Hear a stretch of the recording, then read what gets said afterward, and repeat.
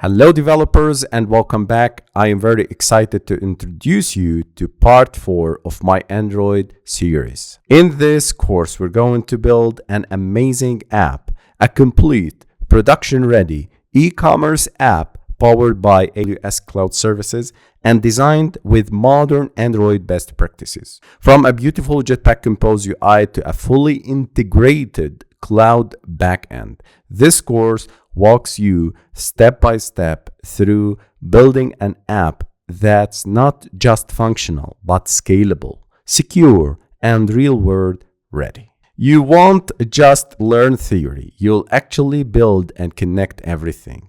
So, for example, here we have the sign up and login screen. You can create an account, and after you create an account, you'll be directed to verification. For example, this is a sign up.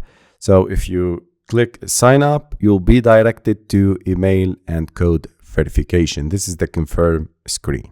Also, you'll learn how to confirm and get the users. So we're going to integrate Cognito, the first and the best tool for authentication. We're going to learn about user pools and see how to authenticate the users, how to confirm the status, how to confirm the email, how to allow the authentication. So you see, guys, this is our newly created email and user. And if you have any other ways like Facebook, Instagram, Google, you can integrate with this application. So here I created this this verified email. So you see, guys, this is my verified account. If I click login, the app will be directing us to the products list screen. So the first thing is the Amazon Cognito. Here we're going to introduce the authentication and how to create users and how to verify the users and allow them to access our data and data store. The second thing is the DynamoDB. Here we're going to create an app with real-time data with GraphQL AppSync also. So we're going to introduce AppSync, AWS AppSync. We're going to integrate our application with data with AppSync. We'll see queries. We'll learn how to create queries. Then we'll see how to query data from DynamoDB, how to store data in our tables. So we're going to see how to create tables at first, then how to explore table items, how to get the items from the product tables. So for example, how to store the data. By the way, this is our product here, Redmi Pad. Its price is $200 and the image here. Also, we're going to see a very amazing service from AWS, which is S3. So this S3 is like a storage for files like images, videos, and files.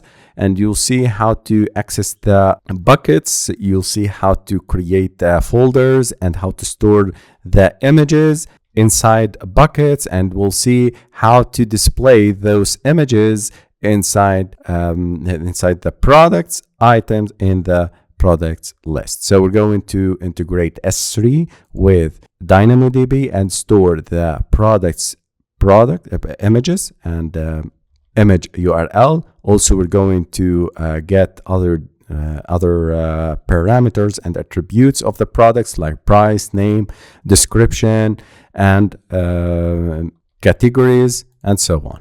Okay, so this is DynamoDB. Moreover, we'll see how to delete products from our application. Also, we'll see how to upload the products from the application using the image uploader and add a new product screen. Here you can set, for example, Xiaomi TV box, and here description, amazing TV box. Price, for example, I can set it to $60. Category, electronics, and pick an image. Select this image from gallery, and now we can upload the product to DynamoDB. So click on this, and product saved successfully. If we go back to the products screen, you see The Xiaomi TV box is being listed here. And if we go to the DynamoDB, we'll see there is a new product listed here.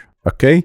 Also, if we go to accessory buckets, go to this bucket, public, products, we'll see also the directories. This is very important, guys. We'll see how to get the correct directory for the images and get the correct image URL.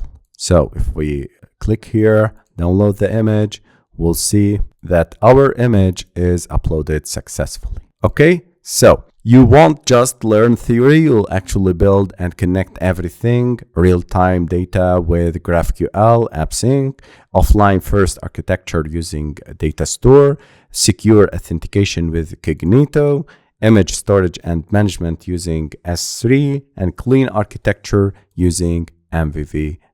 So we'll see how we organize code using MVVM architecture. By the end, you will have a fully working app that handles real users, real data, and the real-world scenarios, exactly what companies expect from modern Android developers.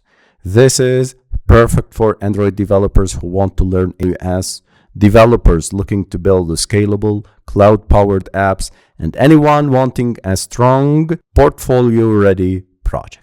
So why we are wasting time? Let's start building this amazing application. We're going to learn about Amazon Web Services and how to connect Android apps with those services. We have 4 parts in this course. We'll start with Amazon Web Services overview. We're going to learn about AWS console services and related concepts. Then we'll move to the Android UI, Jetpack Compose, creating an app using Android Jetpack Compose.